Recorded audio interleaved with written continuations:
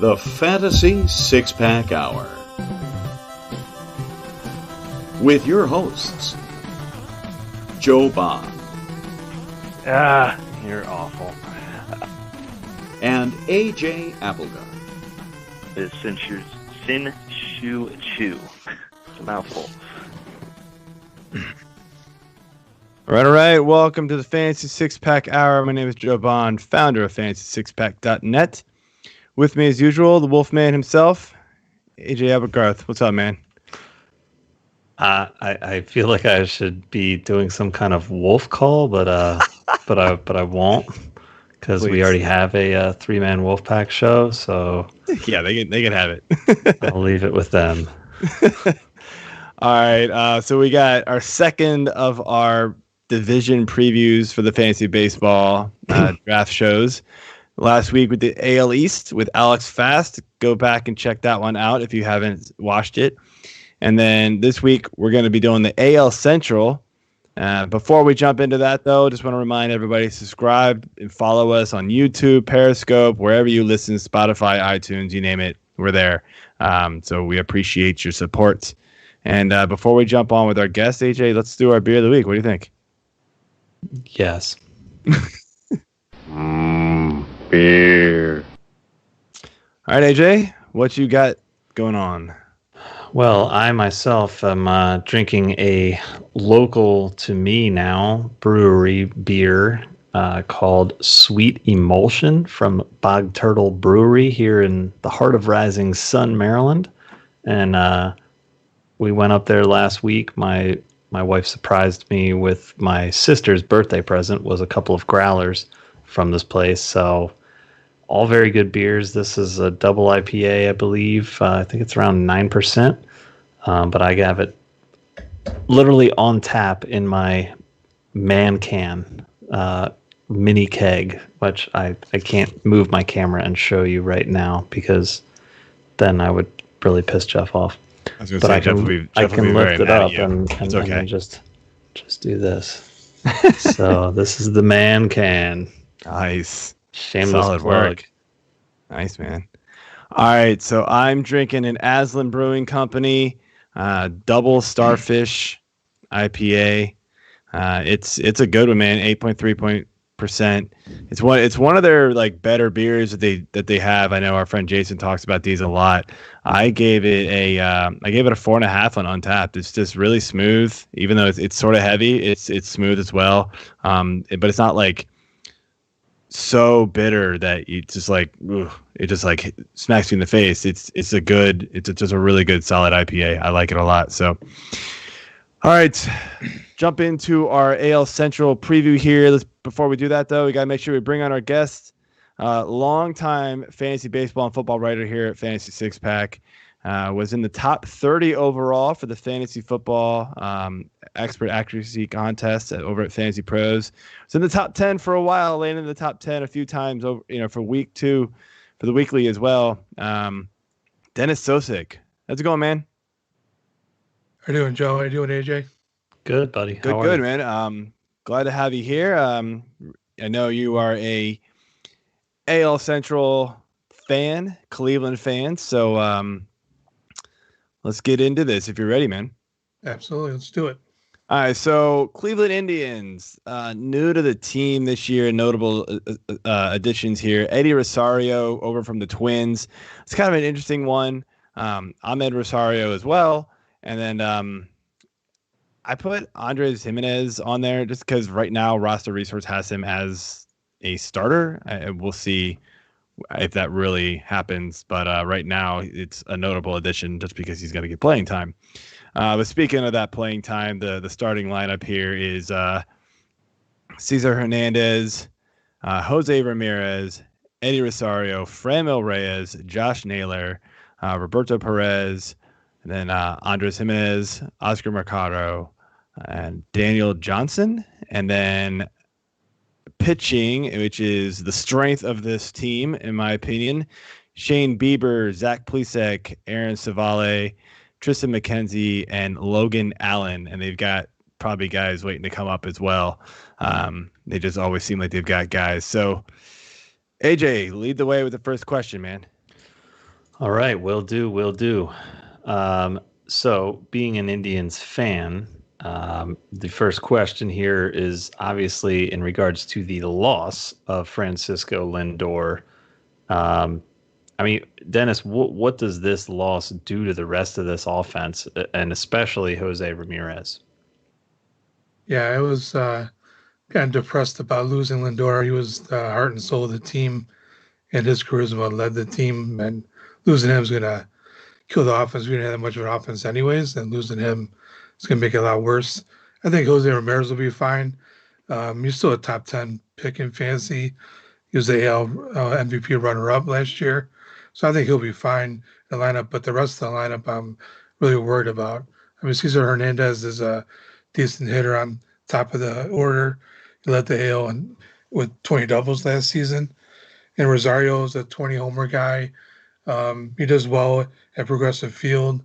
He was an Indian killer, so it's good to have him on our side this year.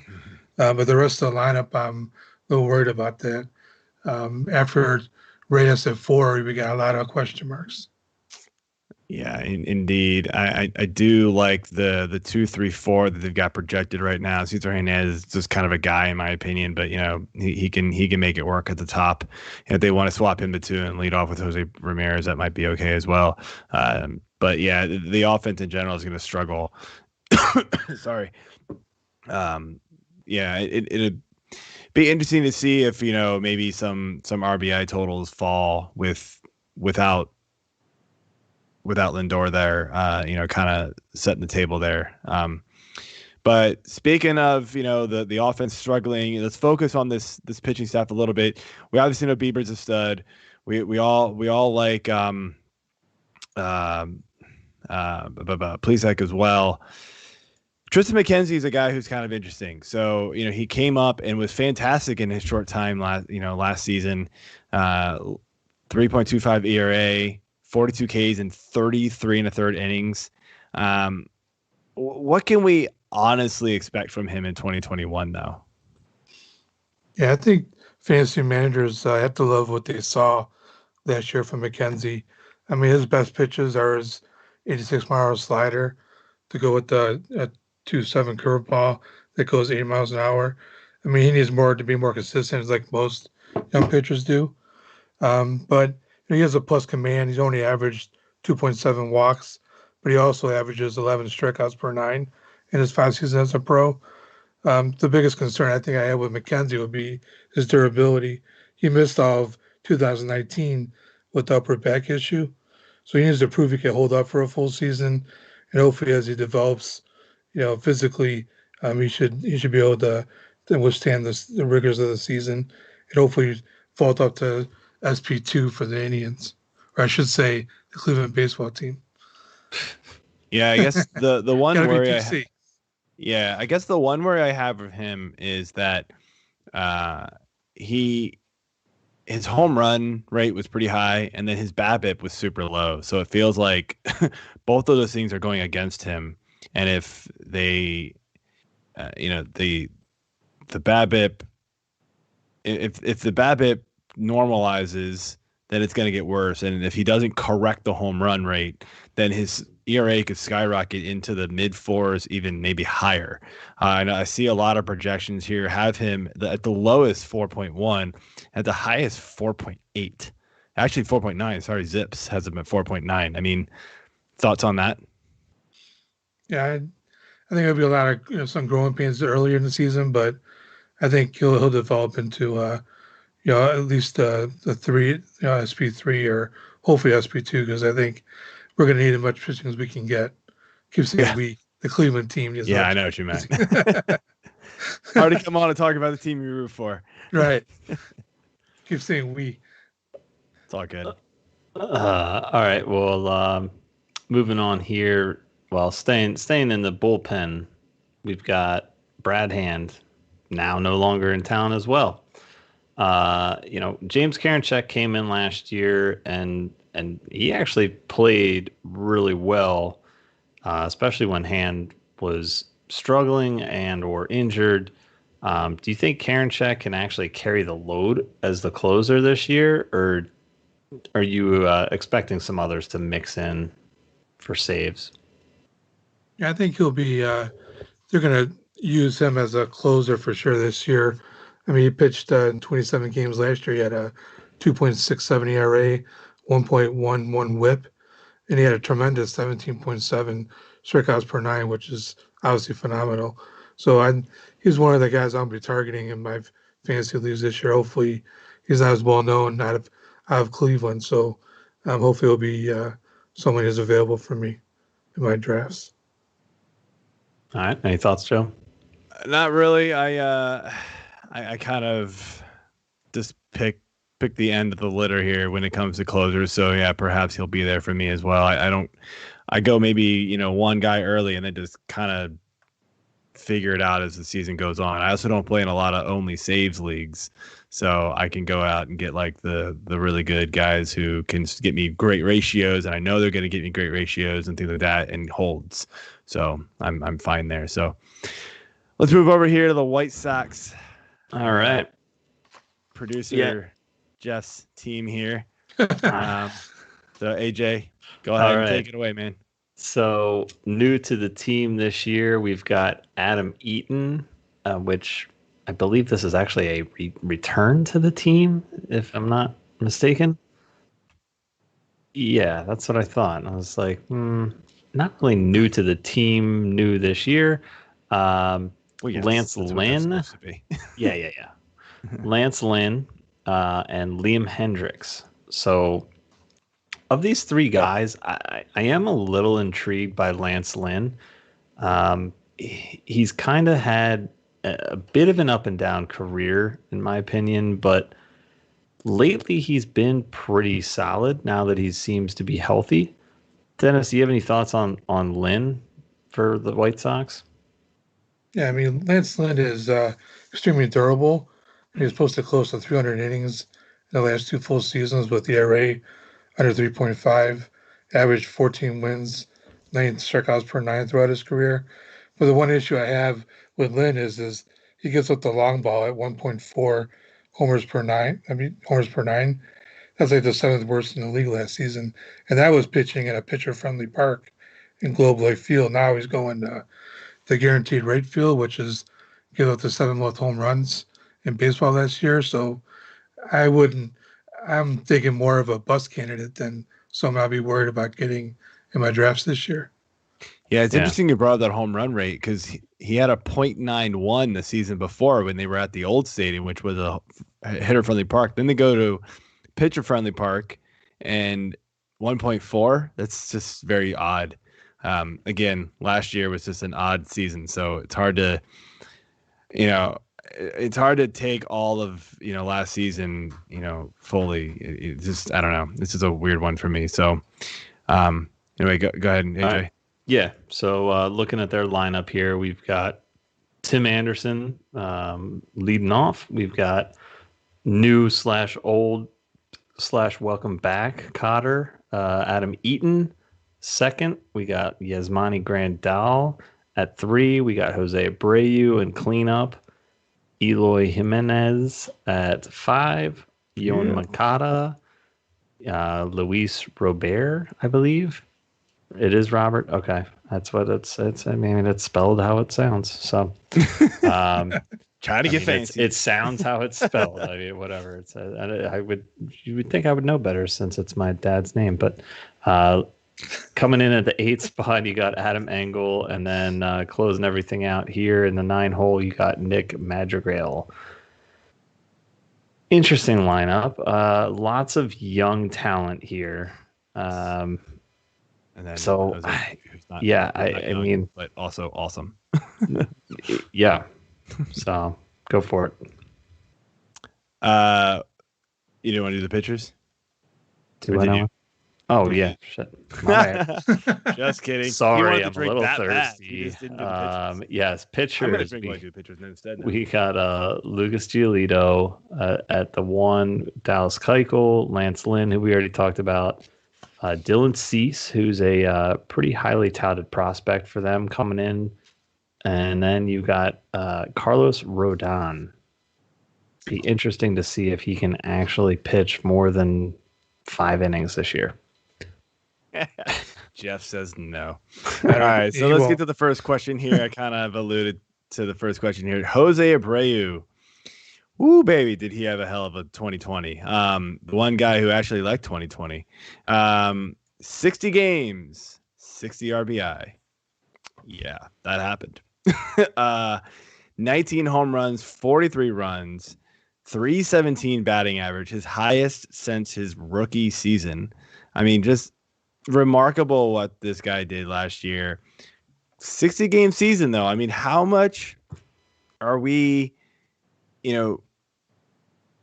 how much are you buying into that being a Jose Abreu kind of season? Granted, we all know he's not going 162 RBI, but like, can he do this again? Even 3/4 of that again. Yeah, I think he can. I mean, he's one of the most consistent players in the game. And every season he's played over 145 games, he's surpassed 100 RBIs and averaged 31 home runs, hitting no worse than 284. I mean, obviously that 317 is an outlier. In 60 games, he could have been hot for, it seems like just half a season almost. Right. So it's hard to determine that, but I still think the power is there. The batting average may not be as elite as it was, but I think he'll still be a 30 homer, 100 RBI guy. Yeah, I kind of laugh that people were really just like off of him for so many years. And I get it because the White Sox were pretty trash around him was kind of the problem. And now they have talent around him. And so his talent is really showing because he's getting he's getting all the numbers, and his numbers are actually, his RBIs were always good, but now they're elite. So yeah, I'm on board with him fully this year. So. All right. Next question here. We get back into the pitching a little bit here. So as we said, Gio's first. Then we got Lynn Keuchel as the 2-3, and Cease, possibly Kopech and Rodon. I mean, can you trust those last 3 guys as a consistent streaming option for fantasy? Yeah, we talked a little bit about Rodon before. I mean, he's still trying to come back from Tommy John surgery in 2019, and I don't see him starting anymore. I think he's more of a bullpen guy now. And Dylan Cease, he's hard-throwing right-hander that's also been highly touted. He was 5-4 at the 4.01 ERA, but he led the AL in walks last year. So somehow he has to learn what to do with this stuff, and he'll slide behind the top 3, which should help him. There'll be less pressure on him, but I still think he needs to hone his stuff in. And Kopech, I mean, it seems like he's been around forever as a high prospect, and maybe we'll finally see him do something this year. All right, Joe, any thoughts? Yeah, it's tough, man. All these guys have their demons, right? I mean, and the thing with Kopech is like he came up in the majors in 2018, and then he got absolutely shelled. I mean, he looked like he didn't belong, and I mean, he's kind of an old prospect at this point. He's going to be 25 this season. And so it's kind of like, when's this dude going to figure it out? I mean, he dominated in the minors, but like, you kind of wonder if he's going to be one of those quad A players. Like, he's just going to be dominant in the minors and then just kind of a nothing in the majors. And maybe because he's got such a good fastball, he can become, a reliever instead. He's just not starter material. So he can come in, kind of shut people out for a few pitches here and there, and that's it. But maybe he's not starter material. But I mean, he doesn't have a whole lot of innings under his belt in the majors. Obviously he was injured and then opted out and things like that. So it's a wait and see with him. But I wouldn't be surprised if we see him kind of falter again, and then he just gets moved to the bullpen. So it's going to be hard to trust these guys. I wouldn't draft any of them this year at all. So. Moving over here to Luis Robert. There. He was a monster last season, man. In 227 plate appearances, he had 11 home runs and 9 steals. I looked over his stats, and the biggest thing that popped out to me, worry-wise, is that he's a 32% K rate and a very low average. I mean, he was pretty good in the average department in the minors. So, I mean, any concern that he can't correct it and it becomes a problem for him in the majors? No, I'm not worried about Robert or Revere. It depends on how you say it. I think he just hit the rookie wall in September when he hit a measly 136 with 1 home run. But if you took a look at his stats in July and August, when he was hitting 298, 10 home runs, 24 RBIs, he was phenomenal then. And he followed up that slump in September by hitting 308 in the playoff series against the A's. So I think he just hit a wall then. I think he'll be fine. And obviously he's stellar in the outfield and we want a Gold Glove. So he's going to be out there every day. So I have no concerns about Robert. Yeah, I don't either. I don't know, AJ, you got any thoughts about him? I just did a little research. I'm pretty sure it's actually Luis Smith. The Robert is silent. What? I don't know. With you. No, yeah. Move it on. Comic relief. You're welcome. I'm done. I'm done with you, AJ. All right, Detroit Tigers. This will be fun. New to the team. I got Wilson Ramos. I looked and it was just like nothing. Like they're not even trying. Fangraphs roster resource lineup here, which isn't loading fantastic for me right now. I'll give it 2 more seconds. If not, we're just gonna move the hell on because this isn't good radio. Me bobbing my head to nothing. All right, AJ, let's get the first question because apparently roster resource lineup does not matter. Apparently, welcome to Detroit. Doesn't want me to talk about them either. All right, so we got super prospect Casey Mize. I mean, is he even worth drafting this season? He did struggle in the majors pretty badly last season. Again, hashtag 2020. I don't know, but this guy's a really touted guy, and he didn't really show it. So, what are your thoughts on Mize this year? Yeah, to say his MLB debut last season didn't live up to expectations, obviously, is a huge understatement. He went winless in 7 starts, posted an ugly 6.99 ERA. But I think he's still a lock for the rotation and could be a surprise excellent value in late rounds. I mean, he had the pedigree from pitching in the minors, and you have to wonder, though, what his awful showing will do to his psyche this year. Hopefully, get it out of his head and get his head straight so he can proceed and build upon his minor seasons. Any thoughts, Joe, on Mize? I like Mize a lot. I think he's somebody that you could potentially take late rounds of the draft. Obviously in keeper and dynasty leagues he's going to go way earlier than that. But I think he's somebody that you can stash in the stream with the rest of you guys. You're going to get players injured, and so you're going to have spots open up as the injuries happen, and so you can plug in some extra pitchers to fill in the role here. But another pitcher that kind of caught my eye and not super exciting, but just somebody who people I think recognize, but Michael Fulmer. He wasn't anything like great early in his career, but he was good. Then started going downhill, had the injury, and then was obviously terrible last season when he tried to pitch and off of it. But I mean, any hope that Michael Fulmer can be even close to what he was pre-injury? Yeah, the good news with Fulmer is that he didn't miss the start last season after coming back from Tommy John surgery the previous season. The bad news is he was pretty damn awful. 0-2 with the 8.78 ERA, allowing 8 home runs in 27 innings. With the many arms they have in the Tigers farm system, I think this will be his final chance to hold on to a rotation spot. And, the trend is always that it takes 2 years after Tommy John to get back completely. So this season will be a defining moment for him. See if he can, rebound. And I don't see myself taking a chance with him this year. No. He's going to maybe somebody would be like, oh, hey, I remember that guy. He might put the little star next to his name in the free agent list. But other than that, he's not getting drafted anywhere.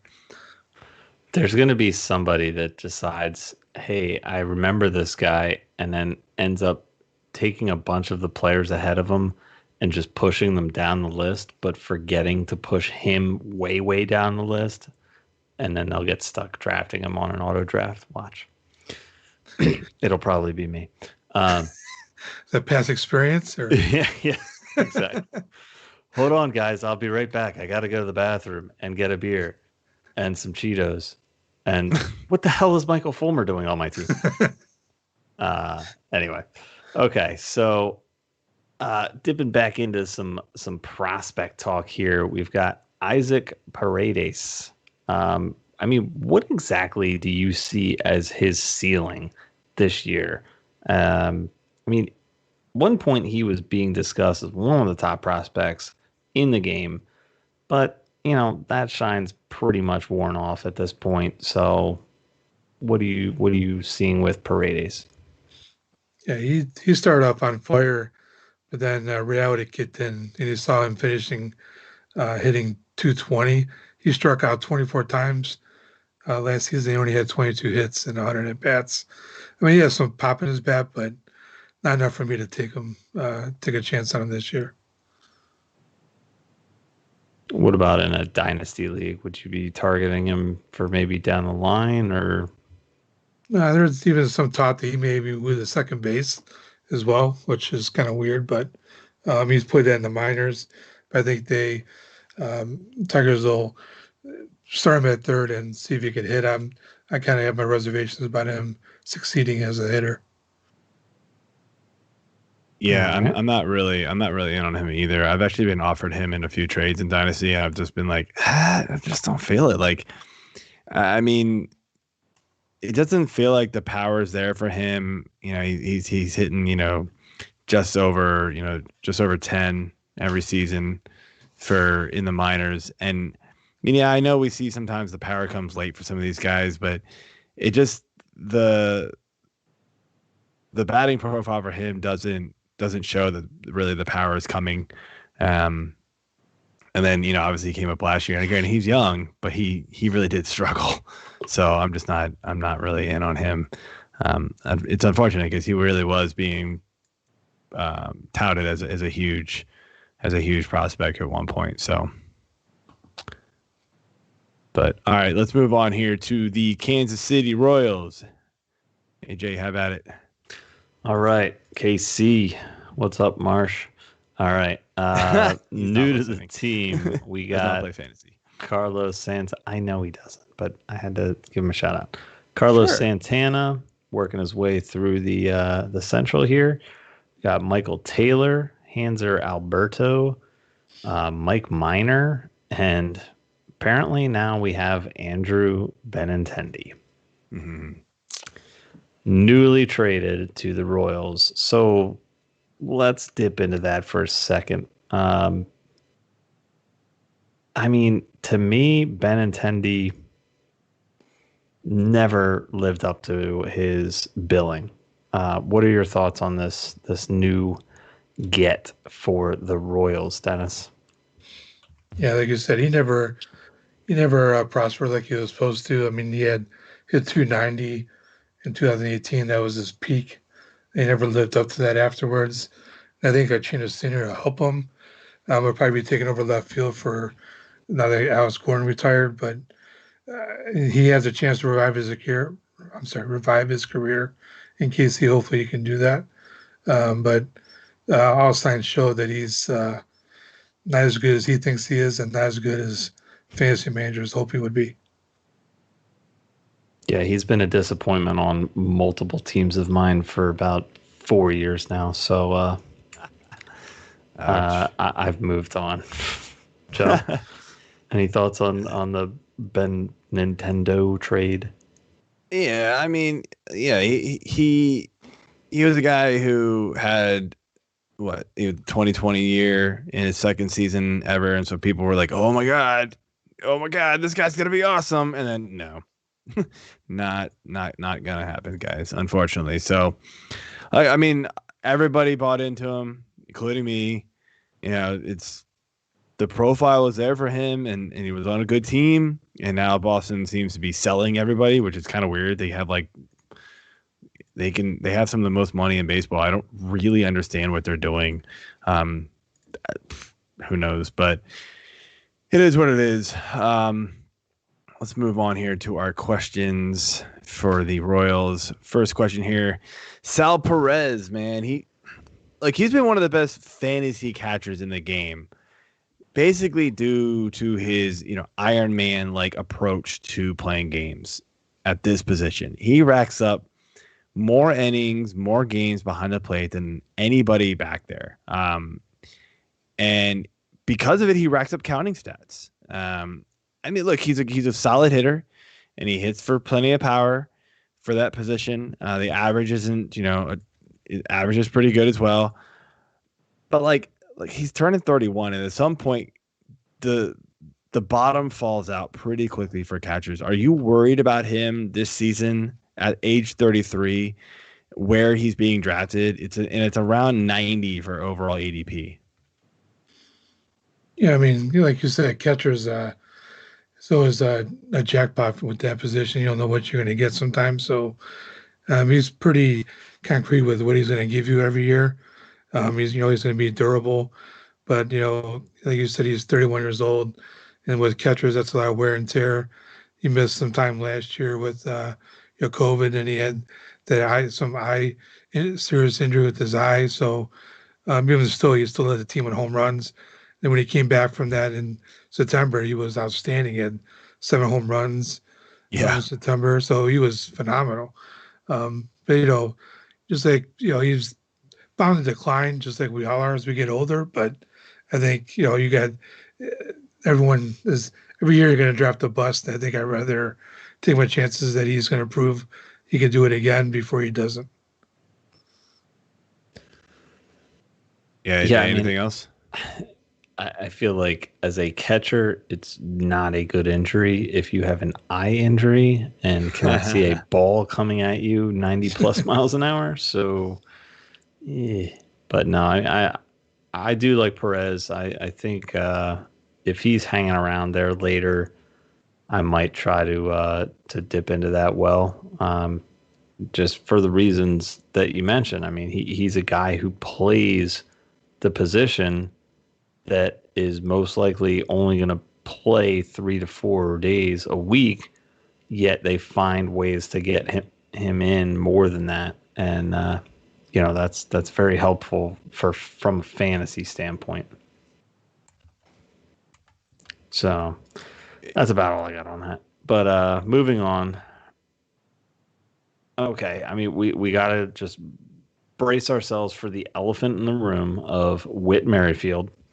Are you drafting him at his current ADP of 38, 39, knowing that it's very likely he will be a trade candidate this year and his value maybe increases, maybe decreases? Depends on where he goes. So what are your thoughts on Merrifield, and are you targeting him this year? Yeah, I mean, I'd love to have Merrifield, but not at his current ADP. I think he has a solid floor. Last season he didn't play as well as he did the seasons before when he had 300 in back-to-back seasons and led the league in hits. But I think, like you said, he's probably going to be traded. But he's sounded like he's been traded for the last 3 years, and he's still in Kansas City. So I'd take a chance on him, but I'm not going to do it at that current ADP. Yeah, 100% agree. He's not stealing bases at the clip that he once was, and that was driving his value way up. I get last year, actually, he was hitting for a bit more power. But, I don't buy into that keeping up this season for a full season. And, yeah, you just never know where he's going to get traded. look, I know the Royals seem to think they're going to win, which is why they made the trade for Benintendi. But that move's not going to help them win. And they're probably not going to win. Yeah, their offense can maybe hit some home runs, with Soler and Sal Perez and, players like that. But it's not going to win games. Its pitching staff is gross. So good luck, competing against the White Sox and still the Indians, even though I don't think they're as good as they were last year. They're still going to be better than the Royals. So if the Royals are smart, I believe Merrifield is on his last season before arbitration is up for him. They need to get rid of him because they're not going to be able to afford him. And they need to get something for him. So it's just one of those, like, you just never know if he's going to go to a good team and maybe not find enough playing time, or if he's going to go to a mediocre team that thinks they have a chance at the playoffs and it's still a mediocre team and it doesn't really matter. So, like, it's a high price to pay for a lot of unknown with him.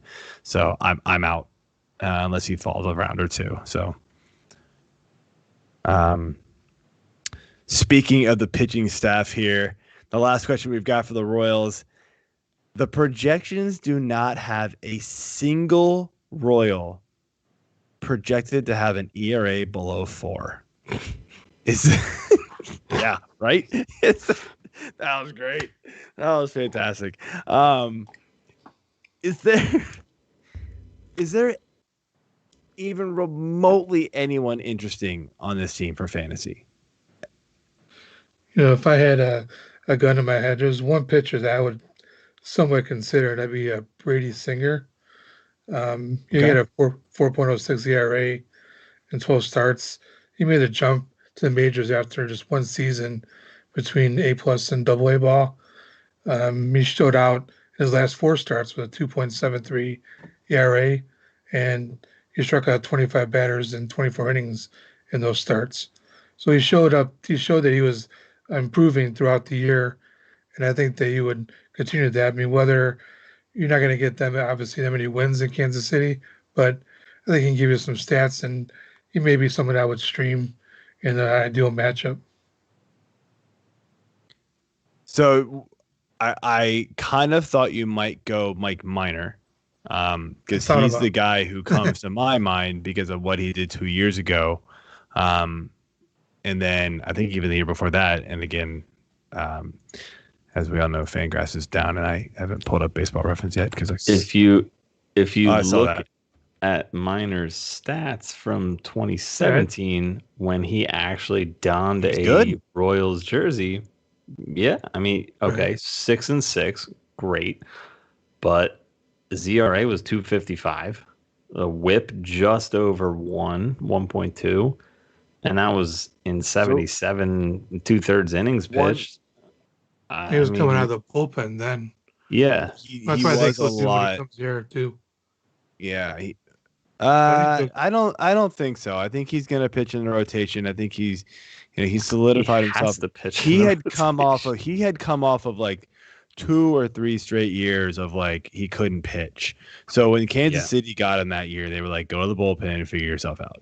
And he dominated, and then went to Texas and was mediocre, basically the rest of the way. But like I believe it was the end of 2019, he was lights out, or maybe it was he was what it was. Phenomenal. That he year. Was so good.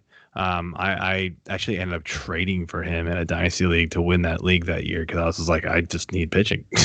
I pulled one of those moves, but yeah, then he dropped last year. So I don't know. He's interesting to me. I don't think I would draft him. There's probably a ton of other guys that I would rather have over him, but he's got potential to kind of bounce back, I think. So his FIP last year was nowhere near his actual ERA, and he's moving to Kansas City, where we know it's hard to hit home runs, a lot harder than most ballparks. So that could help him big time. So moving over here to the last team of the AL Central, it is the Minnesota Twins. New to the team, we've got Andrelton Simmons, J.A. Happ and Alex Colomé. So nothing sexy there. We'll move on, but just some solid pieces to help out this already pretty good team. The batting lineup, and if I can pull it up here, this is not the same as what we usually look at, so I don't know if it's actually good or not. But so this is just the starting lineup. Okay. So yeah, I mean, starting lineup here, we've got Mitch Garver, first base, Miguel Sano, second base, Jorge Polanco, shortstop, Anderson Simmons, third base, Josh Donaldson. Left field is, I don't know the first name, Kirilloff. Alex Kirilloff, that's right. Center field, Byron Buxton. Right field, Max Kepler. And DH, good old Nelson Cruz, who is baseball's Frank Gore. Yeah. Hey, Frank Gore's been solid, dude. I'm not going to ever knock on that kid. Kid? Yeah, He's like 87 anyway, years old. What are you talking about? So yeah, anyway. AJ, take it away. First question. All right. So please, Dennis, explain why Byron Buxton continues to get drafted where he does. This season, his ADP is 119. Okay. It's still way too early for a guy who hasn't done anything other than get injured, not play, and piss off his owners after they drafted him. What do you think about Buxton? Yeah, I can't explain Buxton. I mean, he's one of those players with all the talent in the world, but hasn't put it all together yet. A lot of it has to do with his health. He's played 92 games or less in 5 of his 6 seasons in the majors. So, I mean, he's a 238 lifetime hitter, strikes out 30% of the time. I'm not sure why he gets drafted. I wouldn't touch him at all. I've never had Byron Buxton, and I never will, dude. Like, I just don't get it. I mean, he sort of showed promise for a half of a season in 2017, and everybody, like, just when the balloon was starting to deflate, it just went. It was like, and it still won't go away. You're like, it's been 3 years, guys. Figure this out. He's not that good. I say it every year. Like, we talk trash about him every year on the show, and I'm like, this is gonna be the year he's gonna prove me wrong. Fine, prove me wrong. It hasn't happened yet. So, I keep throwing in the chips on Byron Buxton, and I keep getting them back. So, I don't want anything to do with it. Speaking of another injury-prone guy, Josh Donaldson. Over the last 4 seasons, injuries have been a huge problem. Outside of the one super healthy year that he played for Atlanta, and was a monster. And that is built into his draft price this year for sure. He is dirt cheap, 184 ADP right now. I mean, any chance you give this guy a chance at that sort of price, knowing that if he's healthy, the ceiling is incredible for this guy, especially on this offense. Yeah, I agree. I think you gotta go, especially at that draft price, to get that ceiling. We had 37 home runs in 2019, and he's going to be hitting third in front of Cruz. He's going to get some good pitches to hit. As long as he can stay healthy, I think he's not a bad option at that draft capital. Yeah, AJ, what do you think there, man? Yeah, I definitely like Donaldson this year. Again, it all comes down to his health, but I think there was a lot of issues he dealt with that just were ticky-tack bullshit injuries that just kept nagging and going and kept hanging him up. Once he finally got past all that and got healthy, we saw what he did, and it was great. So I'm hoping that he can stay at this low ADP because I'm all over it, and we'll be drafting him if he's sitting there late, falling to me in every league I'm in. I mean, he's the 26th third baseman off the board right now. That's insane. That's ridiculous. It's so nuts. That does not make sense at all. Like, do people just not even know who he is anymore. Well, it's because last year he was hurt too. So it's been, 3 out of 4 years. He's just been decimated by injuries. And, even when he was playing last year, it wasn't good. A 222 average. 2019 hit 33 home runs, but it was a 259 average. Look, at 80 ADP 184, I'm taking a 260 average and 30 home runs if I can get it. Like, you're not if looking for average at 184. No, because the guys down there, you're not. Unless if you are, you're doing it wrong. Well, if you are, please join a league that I will be in. If you're looking at average that late, you're looking at a guy who's going to get you 30 RBI and 30 runs and, 2 stolen bases and play, 40 games. Good job. Not helpful. So yeah, it's one of those. I will take the possible, break, bounce back ceiling season for him at that sort of level. But I have a feeling it's going to be. He's going to climb the board as the offseason goes on, because I think a lot of people are going to think and see that and recognize it and go, yeah, we're being stupid. And just people are going to start grabbing him earlier and earlier, and his ADP will rise, and then it just snowballs that way. That's what happens with these kind of players. So, yeah.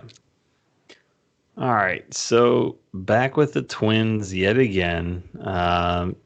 Mr. Nelson Cruz has re-upped with Minnesota for it's now his 17th Major League season, which is pretty impressive. You don't really see that much longevity anymore. Except for Frank Gore, yep. Except for Frank Gore, okay, but wrong sport. Hey, guess what? In football, that's more impressive. Yeah, I will give you that. I mean, hell, Frank Gore, I feel like graduated from Miami, played out his initial 5 years, and then came back again after 4 years in the NFL and played again at Miami while we were in college. Anyway, now at age 40 for Mr. Nelson Cruz, and that's a young, ripe age of 40, because I just hit it myself. Can we trust Cruz to keep just mashing the hell out of the ball? Yeah, I think so. I mean, he hit 303 last year, 16 home runs and 185 at bats.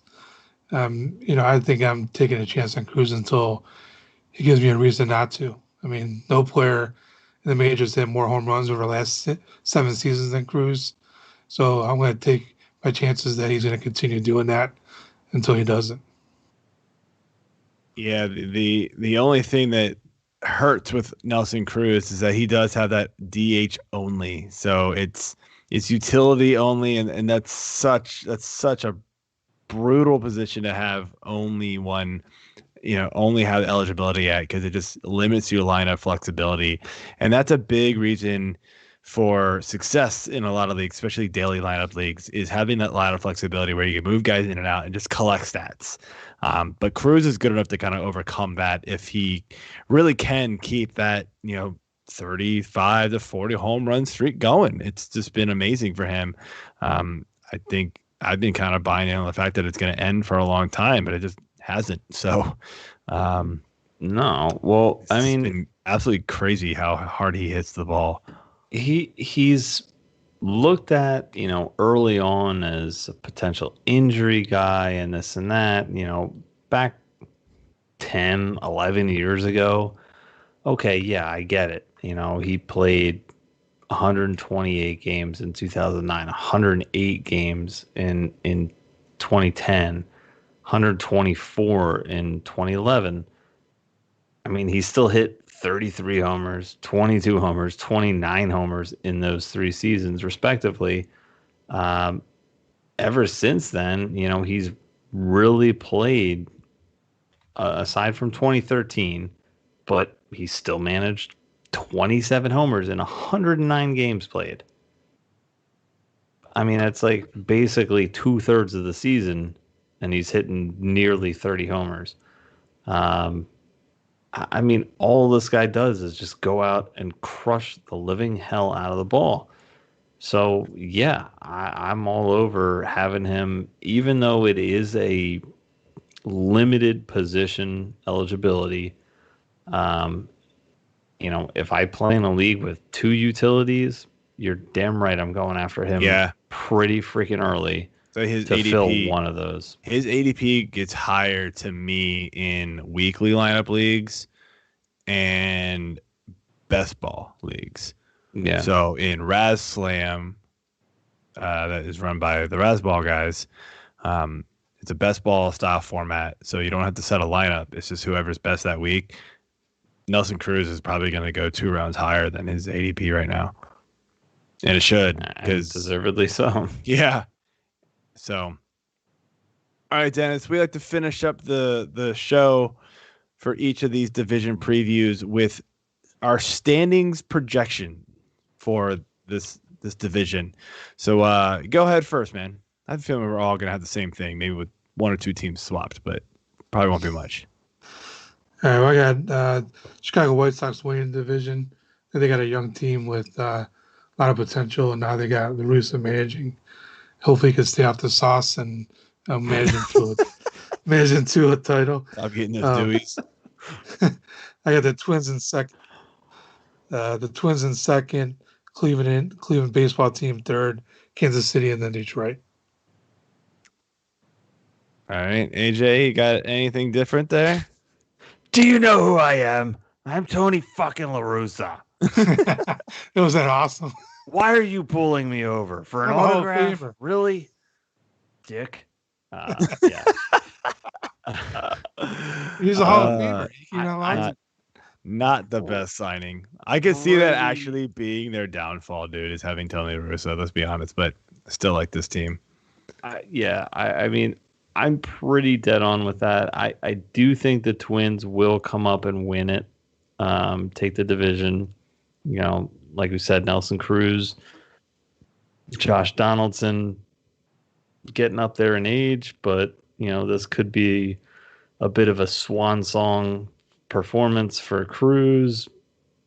Maybe for Donaldson if he's going to be like the Eagles and have his, farewell tour last 6 years. But I'm going Twins, White Sox, Royals, Indians, Tigers. Look at you. Yeah. All right. Write it down. Can I write it down to say that you're wrong?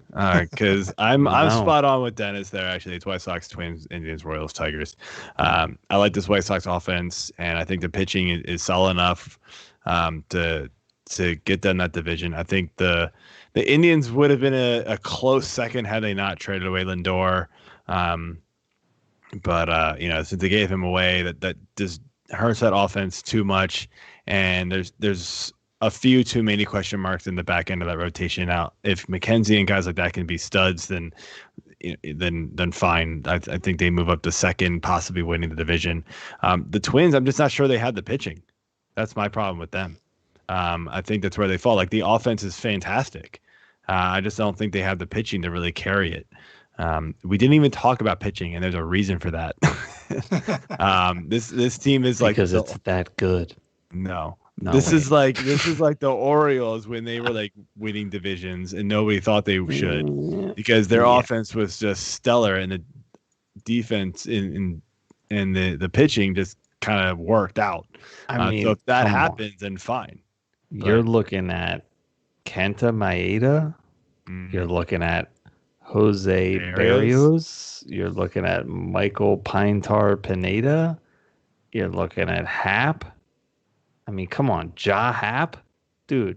Hap, nice. I have to say that because Ja Rule's brother. Thanks, Jeff. That was good. It's spelled wrong. It's like me saying my name with dyslexia. I will say this: J.A. Happ is severely underrated in fantasy. He's very underrated. What? He was good in Philly, but didn't even scratch the surface of his actual potential because they traded him too early. Shocker. He had like 3 abysmal starts last season to start this year, and then he was like lights out. I owned him in TGFBI and was like, should I drop this guy? I was like, well, there's nobody to pick up because it's like a 60-man league, and so I just was like, whatever. Yeah. And then he was awesome, and I was like, well, Thank God for that. Won my division. Yeah. I mean, bullpen. It's tough between the Twins and the Royals. The Twins and the Indians to me, but I think the White Sox got this, dude. I really do. I love the youth on that team, and I really think they can then get this. Like, it all comes down to health for them. Like, Eloy's got to stay healthy and things like that. Like, Eloy can't miss 2/3 of the year like he wants to do. It seems like every season. So he's too good for them to be missing him. But all right, that's all we got for the show. Dennis, before we let you go, remind everybody where they can find you on the interwebs, dude. Sure, you get Twitter at call_me_SOS, and look out for my Super Sleeper article coming out next week. Awesome, man. Yeah, and you wrote the AL Central preview over there on Fantasy Six Pack as well. So thanks for doing that, and it was a great article indeed. So thank you. All right, Dennis, have a good night, man, and we will talk to you later. All right, thanks for having me, guys. Have a good night. All right, man. Good talking to you as always. All right, AJ. See you got more of the decorations behind you. Got the photo up. Got all the Phillies gear, some of the O's gear. I love it, man. I like the new setup. I dig it.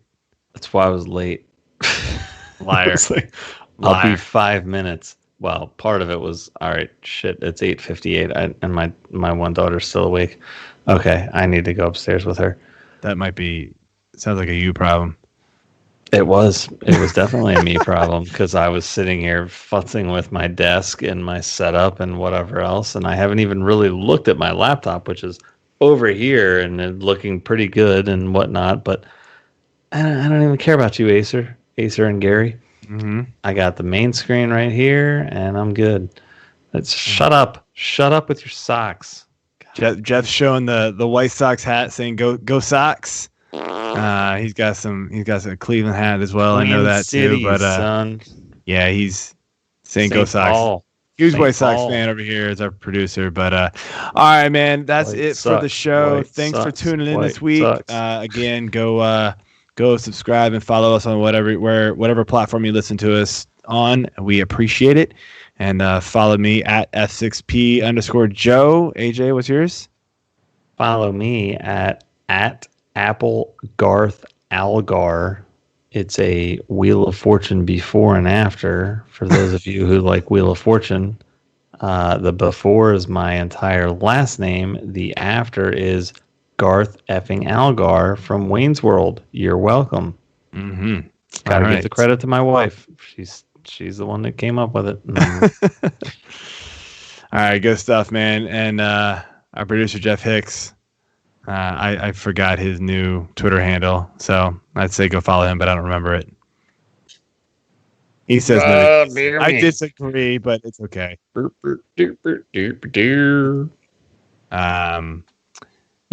at _Jeff_Hicks_. He wants to add all the underscores. Too much fucking. Make it too confusing. So, all right, let's close out the show. Cue the music, Jeff. Peace, guys.